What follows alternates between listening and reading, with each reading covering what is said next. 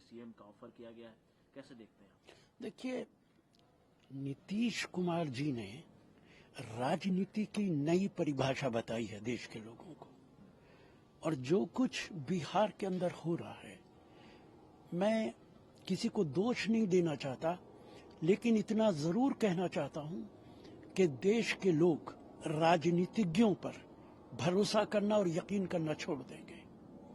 देश के लोगों को राजनीतिज्ञों पर, राजनीतिक दलों पर कोई भरोसा नहीं रहेगा। वो कोई भी बात कहें, कोई भी वादा करें, उन वादों का कोई मतलब नहीं रह जाएगा। आरजेडी के भी नेता हैं, वो उनको गिरगिट बता रहे हैं कि रंग बदलने वाले कोई अगर है तो नीतीश कुमार। देखिए, कौन क्या टिप्पणी करता है ये उनका अपना मामला है। मैं सिर्फ इतना कह सकता हूं कि बिहार की राजनीति लोकतंत्र को कमजोर करेगी, बिहार की राजनीति लोगों के विश्वास को ठेस पहुंचाएगी। नीतीश जी ने तो कहा था कि मैं मर जाऊंगा लेकिन बीजेपी में नहीं जाऊंगा। इस जुमले का क्या मतलब है? ये उनका अपना फैसला है, वो बीजेपी में चले गए, पहले भी बीजेपी में रहे हैं। किसी को इस बात पर एतराज नहीं है कि वो बीजेपी में चले गए। एतराज इस बात पर है कि जिस तरीके की राजनीति उन्होंने की है पिछले 8-10 सालों में, उससे लोगों का विश्वास खत्म हो गया है। इसी बात का जिक्र कि पॉलिसीज को लेकर मेरे हमेशा जो है मतभेद रहे नीतीश कुमार के साथ में, और आगे भी रहेंगे अगर उनके पॉलिसीज ऐसे ही रहे तो आपको लगता है एनडीए में सब कुछ ठीक रहेगा अगर इस तरह की बात? देखिए, ये तो एनडीए बताएगा कि ठीक रहेगा कि नहीं रहेगा, लेकिन मैं इतना जरूर कहूंगा कि आज की राजनीति में विचार खत्म होता जा रहा है, आइडियोलॉजी खत्म होती जा रही है, और जब सत्ता आइडियोलॉजी पर हावी हो जाती है तो फिर राजनीति नहीं रहती है, फिर लोग भरोसा करना बंद कर देते हैं। लालू यादव की बेटी है रोहिणी सिंह, वो कह रही, देखिए, मैं इस तरीके की कोई भाषा मुनासिब नहीं समझता हूं कि इस तरीके की कोई बात की जाए।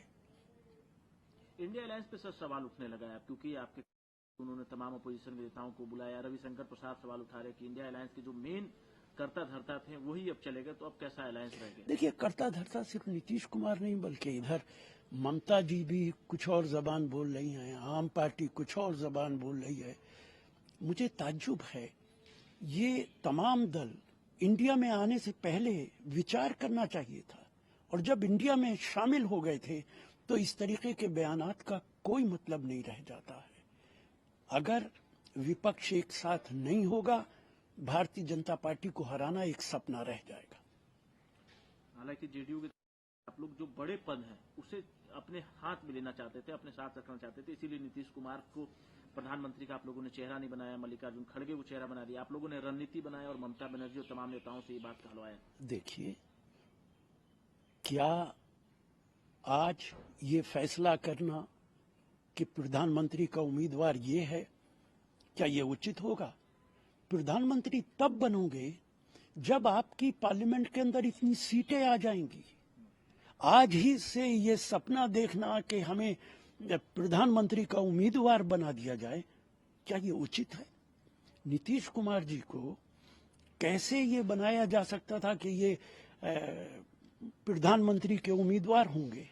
ये फैसला अकेले कांग्रेस नहीं कर सकती, ये फैसला इंडिया के तमाम एलाइज को करना होगा, यूनानिमसली करना होगा, और ये तभी संभव है जब चुनाव हो जाए।